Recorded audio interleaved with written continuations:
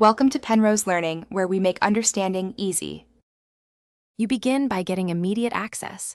Confirm Google Gemini API access and billing, because without credentials, nothing runs. Collect 3 5-seed prompts and exemplar images so the model has direction. This reduces aimless outputs. Once you select your platform, web app, or social channel, make sure to note rate limits and quota to avoid throttling. Now, create a minimal test endpoint and send a simple prompt. This verifies keys, cores, and connectivity before you build the trend workflow. You now construct the content pipeline.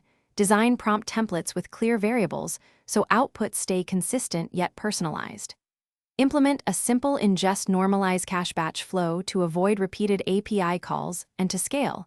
This improves latency and cost. Once done, add a /b variations and a scheduling layer so trends roll out predictably, and insert content safety filters to prevent unsafe outputs. Make sure to log inputs and outputs for iteration.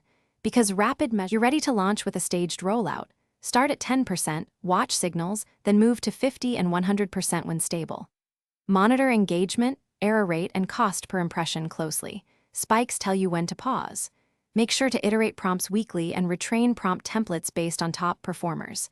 If performance collapses or policy flags appear, roll back immediately and analyze recent changes.